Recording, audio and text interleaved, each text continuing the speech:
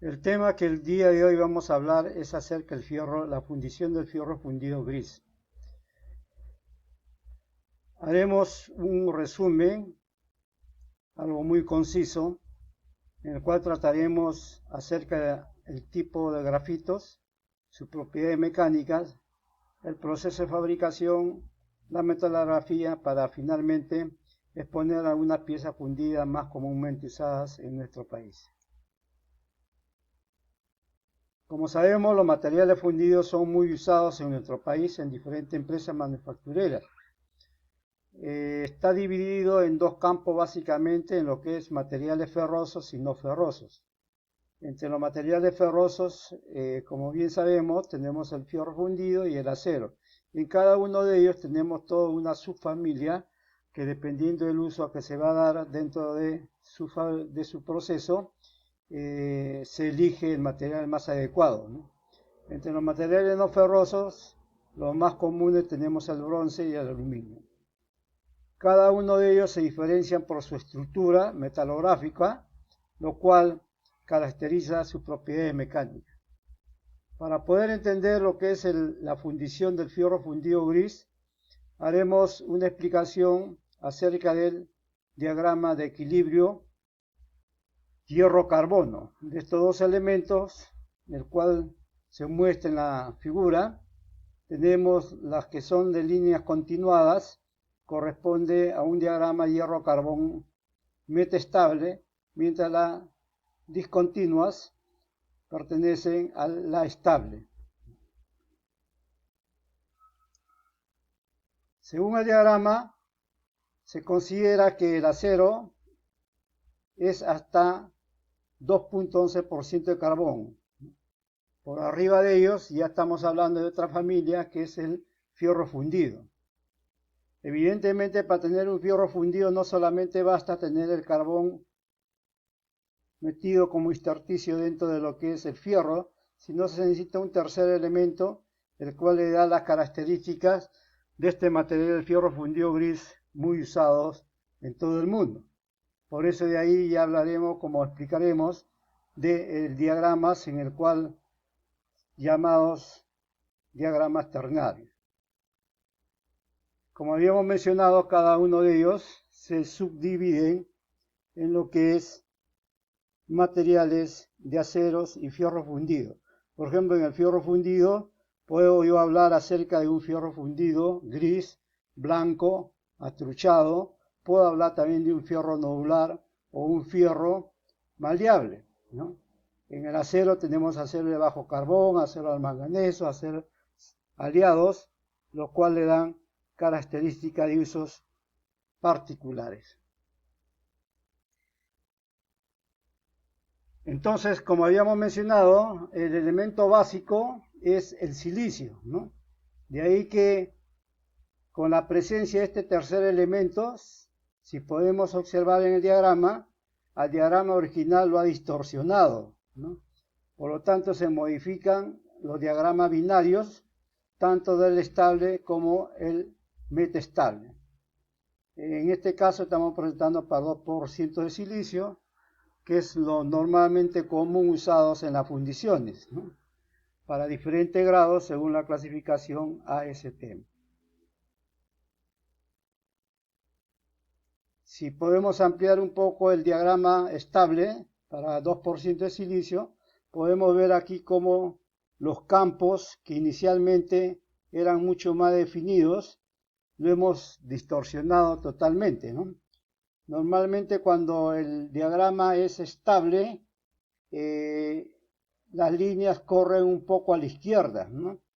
Entonces, en este caso tenemos un diagrama fierro-carbón-silicio estable para 2% de silicio y podemos ver la presencia de fases como el grafito, la austenita y el alfa, que viene a ser la ferrita, ¿no? No nos olvidemos que la ferrita más la cementita nos da lo que es la perlita.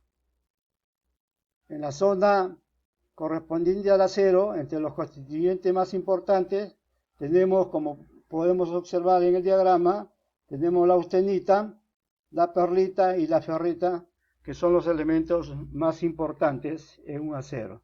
Si ampliamos ese diagrama, podemos ver cómo es que los campos definidos inicialmente han sido deformados, y acá podemos ver, por ejemplo, que el campo del fierro gamma, que viene a ser la austenita, se ha disminuido. Lo mismo podemos ver en el tránsito de la cementita con la austenita y la ferrita, ¿no? Entonces, conocer este tipo del diagrama, conocer los elementos y las fases presentes, es necesario para poder entender justamente lo que es el diagrama binarios o ternarios del fierro fundido gris. Como habíamos mencionado, nosotros hablaremos sobre el fierro fundido gris, y ya lo había mencionado, tenemos pues fierros fundidos grises, blancos, maleables, nodulares y los aliados, ¿no? Clasificación que se echa en función de su fractura y de su metalografía. Normalmente cuando usted funde una fundición, una pieza fundida de fierro fundido gris, usted saca una muestra llamada cuña, lo parte por la mitad y ahí, observando esa fractura, usted dice si es gris o blanco, ¿no? Entonces, si es gris, como su nombre lo toma, es un fierro fundido gris, y si la estructura es muy moteado blanco, es un fierro fundido blanco, ¿no?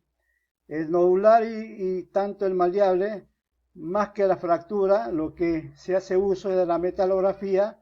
¿Por qué? Porque el grafito ya no se presenta como en el fierro fundido gris, como podemos observar aquí en la primera foto. Se puede observar que el grafito está en forma de láminas, mientras acá abajo es una muestra de un fierro fundido nodular.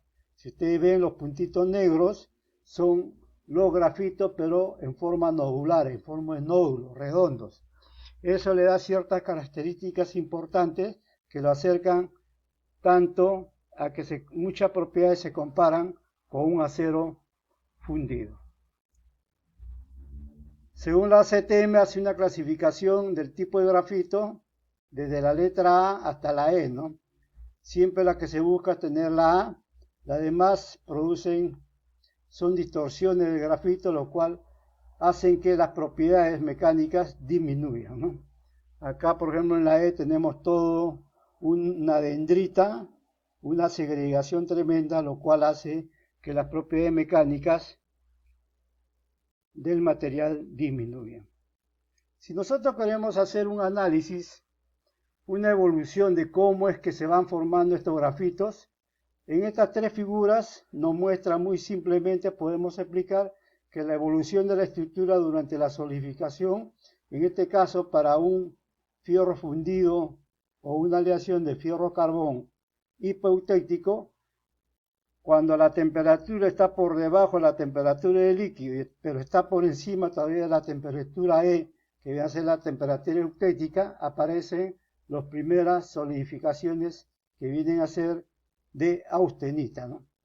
A medida que se va enfriando, la austenita, las células de austenitas van transformándose, van creciendo y van apareciendo el grafito eutéctico, que es diferente al grafito que se va a formar por la transformación del proceso de enfriamiento, ¿no? Finalmente tenemos lo que es ya en solidificación por debajo de la temperatura eutéctica, ya todo es sólido y podemos ver cómo es que queda el tipo de grafito. Si nosotros hacemos una comparación con las tablas del ACTM, esto pues tiende a ser un grafito tipo D o tipo E, ¿no? La variación de la forma del grafito está básicamente en función de su velocidad de enfriamiento. Esa velocidad de enfriamiento es muy importante entenderlo, ¿no? Ya que ello nos va a decir de qué forma vamos a tener lo que es el grafito final, que es la que estamos nosotros buscando, ¿no?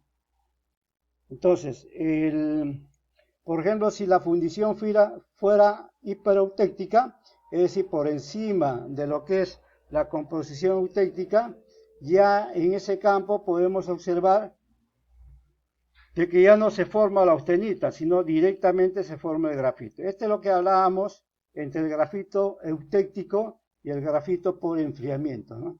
Ustedes pueden ver aquí abajo tenemos lo que es la austenita, ¿no? La ledeburita, que posteriormente se convierte en un hierro blanco, y eso hay que estar muy atento porque esto distorsiona totalmente las propiedades mecánicas.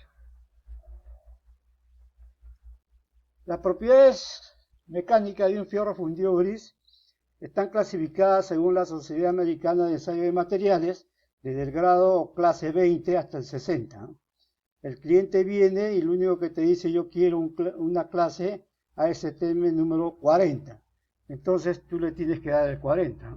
Para eso hay una composición química en la cual la ASTM nos da, y con eso se funde en los hornos de fusión para obtener estas propiedades. Básicamente los espesores mínimos, que es lo que estábamos hablando, está ligado a la velocidad de enfriamiento. Es lógico pensar que una pieza delgada enfría más rápidamente que una pieza gruesa, ¿no?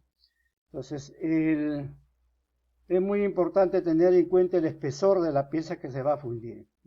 Por ejemplo, acá podemos ver en esta tabla una clase ASTM 20. Estamos hablando que resiste de tracción en 352 megapascal, mientras que un E60 de clase ASTM resiste hasta 431, ¿no? Es decir, eso, ¿por qué? Porque había una variación en su composición química, ¿no? Elementos como el manganeso, elementos aliantes que hacen que van variando de diferentes clases de ASTM. El fierro fundido gris, en el Perú, por ejemplo, se usa bastante en los tambores de reposición de los trailers, los camiones. Usan en los tambores frenos, que se echa fierro fundido gris. El mercado es bien alto. Entonces, todas las fundiciones que funden tambores gris hacen lo que se llama para el campo de reposición de estos tambores, y hay muchas fundiciones que existen y hacen tambores. Con eso generan una ganancia para posteriormente entrar a otro campo como es la minería, ¿no? En la minería muy pocas piezas fundidas se usa gris, debido a que son materiales que trabajan más al desgaste, ¿no? Pero la fundición gris en la industria automovilística, según esta tabla, podemos ver que la clase STM de 18, 20 hasta el 40, el tipo de fundiciones para usos normales varía dependiendo del grado, ¿no? Por ejemplo, una de 18 tenemos piezas varias de fundición sin tratar o recocida, en la que la resistencia no es una condición determinante. Es decir, puede ser solamente como un elemento de bancada en el cual no se necesita una resistencia, ¿no? Pero sí se necesita una resistencia a la compresión, ¿no? Por ejemplo, que si comparamos con una de 40, ya estamos hablando para piezas de bloques, camisas y émbolos para motores diésel. Para fundiciones para grandes potencias, tenemos los tambores de freno que van de 25 a 40, como habíamos mencionado, ¿no? El proceso de fabricación en sí en la antigüedad se basaba básicamente en lo que es arena, un aglutinante y agua, y con eso hacían sus moldes y podían sacar su pieza, en este caso las flechas que necesitaban para cazar los animales. Hoy en día casi no ha variado, tenemos el modelo, tenemos la caja, tenemos la pieza y las almas, y podemos nosotros conseguir la pieza a ser fundida. La metalografía en sí es una técnica en la cual nos hace ver que con un reactivo podemos observar estos tipos de grafitos. En el caso de fierro fundido gris, el grafito, hay veces en este caso no se usa el digital, sino a simple vista se puede ver ya el grafito. Entre las piezas más importantes a tener en cuenta que se funden, tenemos los monobloc, tenemos acá los tubos con aletas para intercambiadores de calor, tenemos las piezas fundidas de los rodotes, de las bombas, cilindros de compresores, tenemos lo que es anillos para columnas, y hace muchos años, 2000 a.C., los chinos ya fundían su metal, sus monedas en diferentes piezas. Espero haber llenado la expectativa de este curso y gracias.